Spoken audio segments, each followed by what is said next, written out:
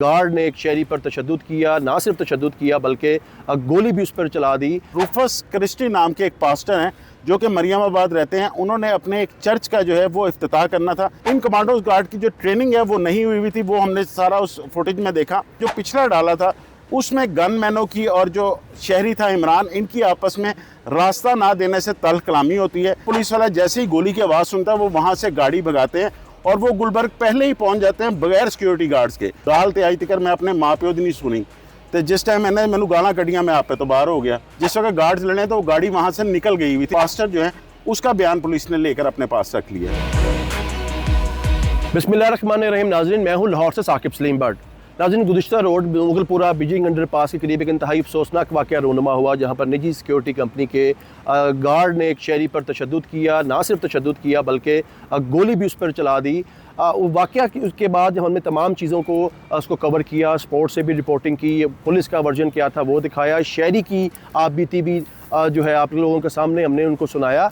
तो जिसमें से नाजरीन की तरफ से हमें बार बार सवाल ये आ रहा है कि वो लोग कौन थे, किनका स्क्वाड था, क्यों ये सारा वाक़या मैसअप हुआ। ये तमाम इनसाइड स्टोरी हम आपको जो आज बताएंगे और हमारे साथ मौजूद हैं नुमान शेख। हम उनसे पूछते हैं।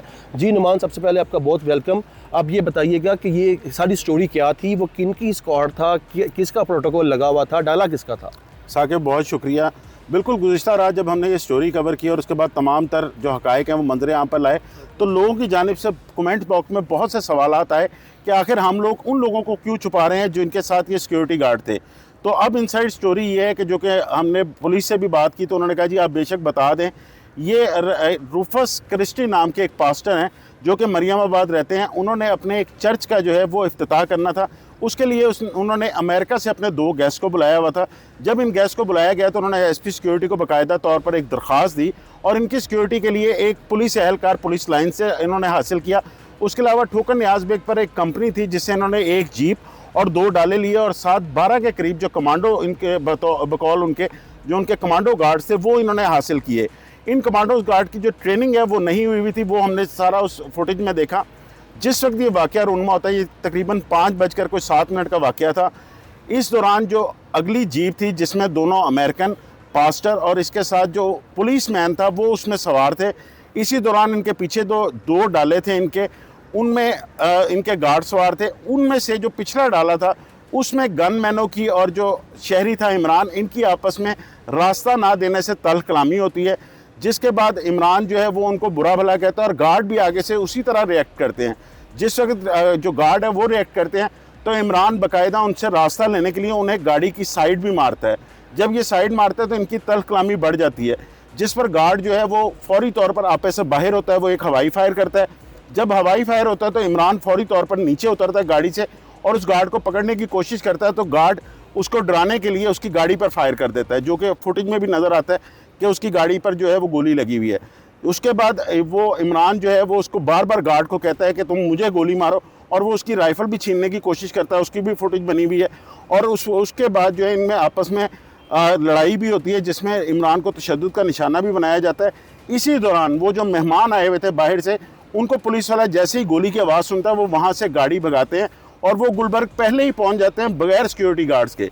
और सिक्योरिटी गार्ड जो दोनों डाले होते हैं जिनमें गनमैन होते हैं, वो वहाँ से क्योंकि 15 पर कॉल हो गई होती है, वो वहाँ से भागने लगते हैं। तो आगे डॉल्फिन का एक नाका लगा होता है और इन गार्ड्स का ये आलम था कि ये नाके को देखते हैं तो अपना एक डाला वहीं पे छोड़ते हैं जिसमें 3 राइफलें भी होती हैं और ये दूसरे डाले में सवार होकर वहाँ से फरार हो जाते हैं। जब ये तमाम तर कार्रवाई हो जाती है, मीडिया पर ये बात चलती है, डीआईजी ऑपरेशन फैसल कामरान इसका नोटिस लेते हैं, तो पुलिस की एक टीम तश्कील दी जाती है जिसमें एसएचओ गुज्जरपुरा ज़का भी शामिल होते हैं, जुल्करनैन एसएचओ भी, इसके अलावा एक अली एसएचओ और वाजिद भी। ये मिलकर उस कंपनी को ट्रेस करते हैं और इन गार्ड्स को जो है वो गिरफ़्तार कर लेते हैं। तो नुमान ये बताएगा कि जो गैर मुल्की मेहमान वहाँ पे आए थे, पास्टर साहब ने उनको बुलवाया हुआ था, पूरा उनका सिक्योरिटी प्रोसीजर तो उन्होंने मुकम्मल किया, लेकिन आप समझते नहीं है कि गैर मुल्की अगर को आए और इतना सेंसिटिव मसला भी हो तो उन्होंने पुलिस की जो तादाद दी जाती है वो तादाद ज़रा कम नहीं कि उनको प्राइवेट लेने पड़ते हैं? देखिए, ये उन सेंसिटिविटी के हवाले से होता है। इनकी जो पास्टर थे इन्होंने ये साथ बताया कि हम सिक्योरिटी कंपनी के गार्ड्स हायर कर रहे हैं, इस वजह से हमें 2 पुलिस वाले जो बहुत हैं। तो पुलिस वालों के 2 पुलिस वाले उनको दिए गए थे। एक जो उस वक्त था वो इनके साथ गाड़ी में मौजूद था, दूसरा जो था वो इनकी जो जहाँ पर ये ठहरे हुए थे वहाँ पर सिक्योरिटी पर तैनात था, उसको ये साथ लेकर नहीं जा रहे थे क्योंकि 12 गार्ड इनके पास पहले थे। जिस वक्त इन गार्ड्स को गिरफ्तार किया गया तो अब से कुछ देर पहले मेरी एसएसपी जो इन्वेस्टिगेशन है मोहम्मद नवीद, उनसे भी बात हुई। उनका ये कहना था कि इस गार्ड का नाम आबिद है। इसने जो अपना इब्तदाई बयान दिया वो बड़ा ही कह लें कि एक इस तरह का है कि बंदा सुन के हैरान हो जाता है कि वो उसका ये कहना था कि जी पंजाबी में उसने बयान दिया कि गाल ते आई तक मैं अपने माँ प्यो दी नहीं सुनी, तो जिस टाइम मैंने गालां कड्डियां मैं आपे तो बाहर हो गया, तो मैं तो इन्हू नहीं छड़ना सी। ये उस गार्ड का बयान था। मीन कि उनकी कोई भी मेंटल हेल्थ को नहीं देखा गया भर्ती करते हुए, उनका कोई साइकोलॉजिकल टेस्ट नहीं हुआ या कोई भी उनके पास ऐसी उनकी ट्रेनिंग नहीं हुई थी कि इस तरह के मौके पर, क्योंकि गार्ड जितने भी होते हैं SOPs के मुताबिक उनको गोली चलाना किसी सूरत अलाउ नहीं होता। उन्होंने सिर्फ जो है वो सेफ्टी प्रोवाइड करनी है, और अगर ऐसा कोई अनटोवर्ड इंसिडेंट हो जाए तो उसमें जो गेस्ट होता है या जो उनकी सेलिब्रिटी होती है उसको सेफली वहाँ से एग्जिट करवाना होता है। तो ये इसी पर महकमा दाखिला ने भी इसके खिलाफ एक्शन लिया। जो ओनेक्स कंपनी थी उसको आर्जी तौर पर सील भी कर दिया गया, और SSP जो मोहम्मद नवीद हैं उनके मुताबिक ये गार्ड जिनको गिरफ्तार किया गया इसमें एक आबिद है और 2 और गार्ड है, और एक डाला जो है वो दिया गया है पुलिस को। तो इनका प्रॉपर चालान बनाया जा रहा है और उसके बाद जो है इनको अदालत में पेश किया जाएगा, और सिक्योरिटी कंपनी को जो है उसका लाइसेंस कैंसिल करने के भी लिख दिया गया है। तो नुमान, ये जितना ऐसे आपने बताया कि उसका बयान ये था, इतना शॉर्ट टेम्पर्ड सिक्योरिटी गार्ड, उसके पास वेपन भी है, वो ब्रश भी मार सकता था, बाकी शहरी भी थी, जाने भी जा सकती थी। ये कंपनी ओनेक्स का तो उन्होंने बंद कर दिया, उसको बंद पे कह दिया। अब दीगर जो सारी कंपनीज़ हैं उनको कैसे पुलिस डील कर रही है, और ये डाला कल्चर के हवाले से क्या सूरत हाल है? देखिए, DIG ऑपरेशन फैसल कामरान ने कल ये वाज़ह तौर पर कहा है कि हम 15 दिन का जो है वो वक्त दे रहे हैं। उस दौरान हम असले के खिलाफ भी एक भरपूर क्रैकडाउन लॉन्च करने जा रहे हैं, जिसमें शो ऑफ वेपन के खिलाफ एक प्रॉपर क्रैकडाउन होगा। वो किसी सूरत भी शहर में इजाज़त नहीं होगी, और डाला कल्चर जो है उसके खिलाफ भी जो है वो पूरी एक मुहिम चलाई जा रही है। और नेक्स्ट जो फ्यूचर में अब इस तरह का आपको वाक़या देखने को नहीं मिलेगा कि कोई भी शख्स जो है वो अपने साथ 2-2 डाले रखकर 15-15 गनमैन लेकर जाएगा, क्योंकि शो ऑफ वेपन की बिल्कुल इजाज़त नहीं होगी। अगर किसी को इस तरह की थ्रेट है तो वो पुलिस को बताए, पुलिस उसकी सिक्योरिटी के मुताबिक उसके अरेंजमेंट्स करेगी। तो नुमान, जैसे कि शहर में, लाहौर शहर में दुश्मनदारी सिस्टम बड़ी देर से चल रहा है, और ये काफ़ी देर से लोग अपनी प्राइवेट सिक्योरिटी कर रहे हैं, इस तरह के इंसिडेंट्स तो नहीं आपस में रूटीन में होते, तो क्या उन पर भी पाबंदियाँ लागू होंगी? जी बिल्कुल। अगर हमने शहर में अमन को बहाल करना है तो जिस तरह के DIG ऑपरेशन ने कहा कि सबके लिए कानून बराबर है, अगर किसी की कोई दुश्मनदारी है तो वो अपनी जो भी नकलो हरकत है उसके बारे में पुलिस को इतला देगा। पुलिस को इतला देने के बाद पुलिस अपनी उसकी सेंसिटिविटी को देखते हुए उसके सिक्योरिटी अरेंजमेंट्स करेगी कि आया उसके साथ कोई पुलिस को देना है या उनको कहाँ पर पेश कराना है। क्योंकि अगर माजी में देखा जाए तो जिस तरह मुख्तलिफ अजला हैं हमारे सरगोदा में या उकाड़ा में या गुजरात में ख़ास तौर पर, उसमें जो हाई प्रोफाइल केसेस हैं जिनमें ख़ानदानों के कोई 8-8, 10-10 कत्ल हो चुके हैं, वो जिस वक्त पेशी पे जाते हैं तो पुलिस अपने स्क्वाड बाकायदा तौर पर उनको साथ देती है ताकि कोई ऐसा जो वाक़या है वो ना पेश आए। तो अब लाहौर में भी मेरे ख्याल से इस प्रैक्टिस को दोहराया जाएगा कि अगर कोई इस तरह के हैं दुश्मनदार लोग हैं जिनके कोई कत्लो गारत हो चुकी है और उन्होंने कहीं पर नकलो हरकत करनी है तो पुलिस उनको स्क्वाड दे। तो नुमान, दोबारा ये बताएं, ज़रा इसमें दोबारा तफसील से बात करते हैं कि जब 4 सिक्योरिटी गार्ड्स तो पकड़ लिए, और जो शहरी थे मोहम्मद इमरान, उनके मुताबिक अब 12 से 15 सिक्योरिटी गार्ड थे, सभी ने तो उन पर अटैक नहीं किया खैर, लेकिन DIG फैसल कामरान की तरफ से कहा जा रहा था कि जिन्होंने गाड़ियाँ बुक की थी उनको भी हिरासत में लिया गया, और कंपनी के मालिक को भी, तो उनसे तफ्तीश की जा रही है, उनको शामिल तफ्तीश किया गया, नामजद कर दिया गया कि उनको छोड़ दिया गया।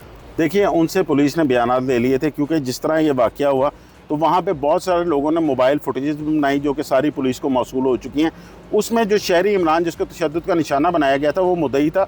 उससे जब ये पूछा गया कि जो पहली गाड़ी थी जिसमें वो गैर मुल्की सवार थे, क्या आया उनमें से किसी ने इनको कोई कोट किया था या इनको कोई बताया था या उन्होंने कोई इनको कहा था? उसने कहा मुझे तो पता भी नहीं उस गाड़ी में कौन था कौन नहीं, वो गाड़ी तो रुकी भी नहीं, ये सिर्फ गार्ड्स मेरे साथ लड़े हैं। जिस वक्त गार्ड्स लड़े तो वो गाड़ी वहाँ से निकल गई हुई थी, मैं तो ये भी नहीं देख सका कि उसके अंदर कौन थे। तो वहाँ पर पुलिस ने जब उनके बयान दिए और उसके अलावा जब सिक्योरिटी गार्ड्स की फुटेजेस को देखा तो जो जो उसमें कसूरवार थे वो 4 के करीब गार्ड थे, उन चारों को गिरफ्तार किया गया। उनमें मेन आबिद था जो कि फायर करने वाला था। उसके अलावा उन लोगों का क्योंकि कोई कसूर नहीं था तो जो गैर मुल्की थे वो तो कल रात की फ़्लाइट से वापस चले गए थे, और पास्टर जो है उसका बयान पुलिस ने लेकर अपने पास रख लिया। जी नाज़रीन, जैसे कि आपने सुना कि सारे मुहर्रकात ये थे कि जो पास्टर्स थे उनके गैर मुल्की मेहमान आए हुए थे, और उनका इस केस में ना लेना देना था, ना उनकी गाड़ी के अंदर मौजूद जो सिक्योरिटी गार्ड थे उनकी जानिब से कोई फायरिंग की गई थी, ना ही उनको वाक़े का पता। जब वाक़या स्टार्ट हुआ तब तक वो आम रूटीन में वो जा चुके थे, लेकिन वो बगैर सिक्योरिटी के वहाँ से निकले क्योंकि उनकी सिक्योरिटी पीछे स्टॉक हो चुकी हुई थी। तो ये सारे सवालात थे जिनके जवाबात हमने आपको देना लाजम समझा और वो हमने आपको उसको क्लियर कर दिया है। अभी तक की सूरत हाल यही है कि जितने भी शहर के अंदर जो नाला सिस्टम है उसके ख़िलाफ़ भी जो है क्रैकडाउन जारी है, और जो इस तरह की कंपनीज़ हैं उनके सिक्योरिटी गार्ड्स पर भी पुलिस जो है वो काम कर रही है कि शॉर्ट टेम्पर वो ना हो।